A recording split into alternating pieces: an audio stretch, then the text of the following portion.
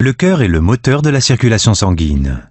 Il effectue de 60 à 80 battements par minute et transporte environ 70 ml de sang à chaque fois.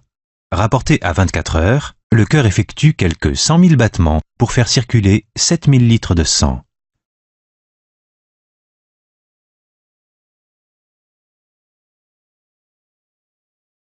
Cet organe comporte 2 ventricules, surmontés chacun d'une oreillette.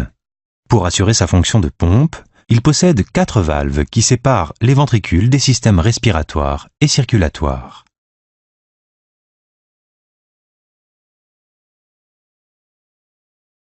L'oreillette droite collecte le sang pauvre en oxygène.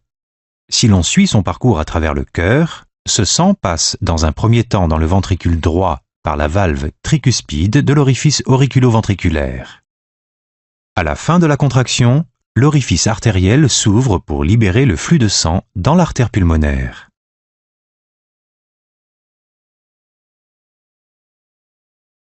Le sang qui s'est chargé d'oxygène au cours de son passage dans les poumons est évacué par les 4 veines pulmonaires et rejoint l'oreillette gauche.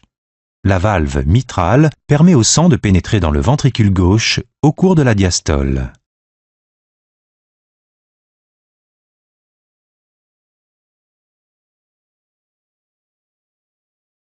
La seconde contraction expulse à forte pression le sang dans l'aorte.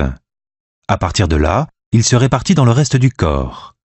Pendant la phase de relâchement du cœur, la valve aortique se ferme et le sang chargé d'oxygène coule dans les artères coronaires droite et gauche.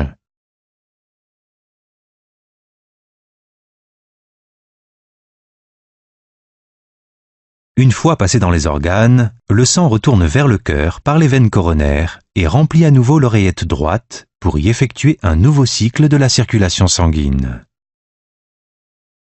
Si l'on considère l'activité cardiaque quotidienne sur la durée de toute une vie, on obtient des chiffres impressionnants.